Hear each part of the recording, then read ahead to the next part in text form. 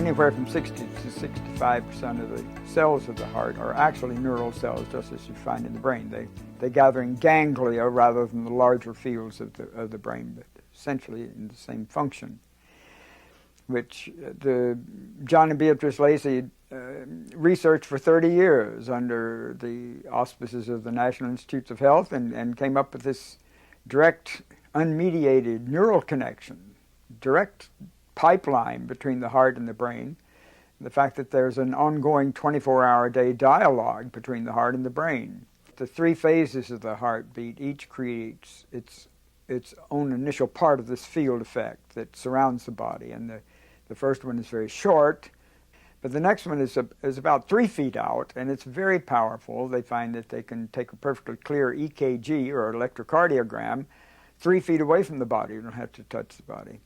And then, of course, it goes on out 12 to 15 feet away at least. That's easily detectable, and we know now that it goes even further, and all these fields interact one with another. But the critical part for me is the fact that the field that extends out about 3 feet beyond the body is a very powerful field.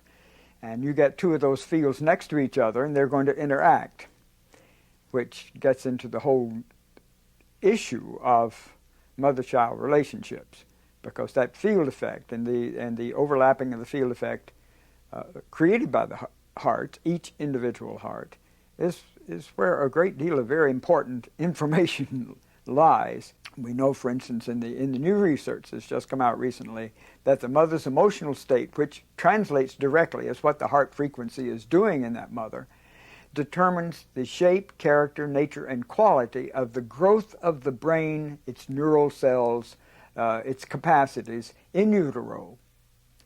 Now comes Alan Shore's work showing that the mother's emotional state and the coherency or incoherency of her heart profoundly affects the infant in the state after birth, particularly the first 9 months, and that her coherent heart frequency or realm of influence, which we would refer to as her emotional state, determines whether or not the latest evolutionary addition of the brain, the prefrontal lobes, actually grow or not. That is, the cellular structure, whether the cellular structure is fully developed or not in that infant, depends on the mother's own emotional state, which means the state of her heart. Is it coherent or incoherent to begin with? When the infant is separated from the mother's heart, you have an incoherent frequency.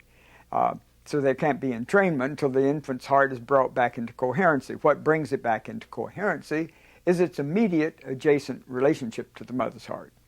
And so her heart lifts the infant's heart out of its incoherent mode into a coherent mode, and then they go into entrainment.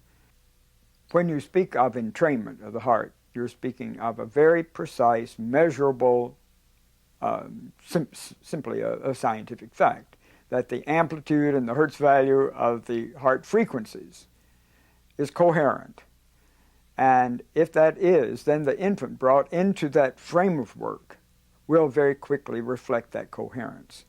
And then you find that they go into exactly the same type of frequency rhythms, which means they entrain.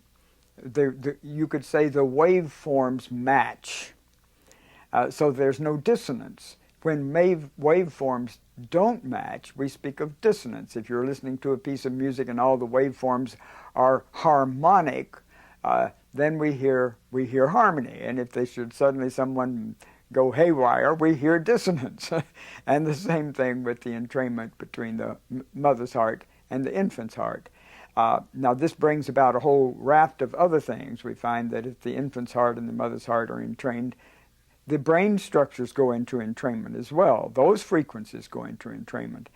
Now that entrained state keeps everything coherent and in perfect balance. And that is what we refer to as bonding between mother and infant. Later on, we find this bonding extending out, this ability to entrain with your environment. And the child entrains with their family. And there's harmony in that family because they're all on essentially the same frequency. Failing the initial bond with the mother, all subsequent bonding is not only put at risk, but is very difficult to bring about. And the failure of a child to bond socially and become an active member of the society is not the child's moral, ethical failure. It's the failure of having established that bond in the beginning on which the later social bonds must be built. And the Harvard study showed clearly that one reflected this throughout life, both in one's health and ability to interact socially with other people. Alan Shore spends a great deal of time and 2,300 research citations to show how the first 18 months of life determine all subsequent moves of intelligence, capacities to relate for the rest of one's life. Why? Because those neural structures for that have to grow in the first 18 months of life, and they grow according to the experience the child is given on an emotional level. And the most interesting thing about Shore's work is he spends the first half of the book on the first 18 months of life, and then he gets into the pathologies that he finds in teenagers and the adult. And he traces all the pathologies in the teenagers and the adults back to the failure of the appropriate emotional state given the child in the first 18 months of life. So there we go. Antonio Damasio, one of our brilliant neuroscientists, pointed out that no matter how brilliant you might have a neocortical structure, the human brain up on top, what we think of as our intellectual